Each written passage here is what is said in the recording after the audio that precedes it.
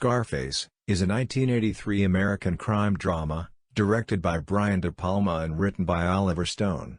A remake of the 1932 film of the same name, it tells the story of Cuban refugee, Tony Montana, played by Al Pacino, who arrives penniless in 1980s Miami, but later on becomes a powerful drug lord. In this video, we will learn about 10 most interesting things about Scarface the movie. So get some popcorn and drink of your choice ready. The show is about to begin. When Scarface came out, critics hated the movie. They felt it was full of excessive violence, profanity, and drug use.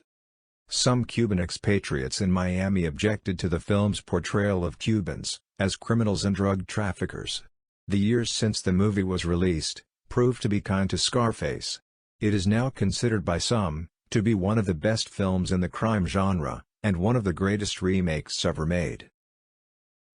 Al Pacino took the lead role as Tony Montana, after Robert De Niro had been offered it and had turned it down. Pacino worked with experts in knife combat and boxing to attain the body type that he wanted for the role. Michelle Pfeiffer was an unknown actress at the time, and both Pacino and director Brian De Palma had argued against her casting, but movie producer wanted her for the part. Others considered included Geena Davis, Carrie Fisher, Kelly McGillis, Sharon Stone, and Sigourney Weaver. Al Pacino wanted Glenn Close to play Vera, but the producers didn't think she was sexy enough. Oliver Stone named Tony Montana after his favorite football player, Joe Montana. To help stay in character, Al Pacino asked director of photography, John Alonzo, to speak to him only in Spanish. Despite the title, Tony Montana is called Scarface only once throughout the movie, and even then, only in Spanish. Michelle Pfeiffer accidentally cut Al Pacino's face during production. Scarface is the first film to have over 200 uses of the F-word. John Travolta was considered for the role of Manny Rivera.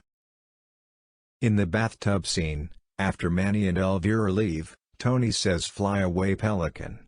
The birds on TV are clearly flamingos.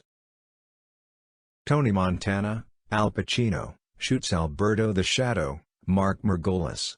Mark Margolis would get his revenge 30 years later in the movie Stand Up Guys, which also stars Al Pacino. More than 35 years after this film's release, posters and images from the film are still available for sale at U.S. retailers.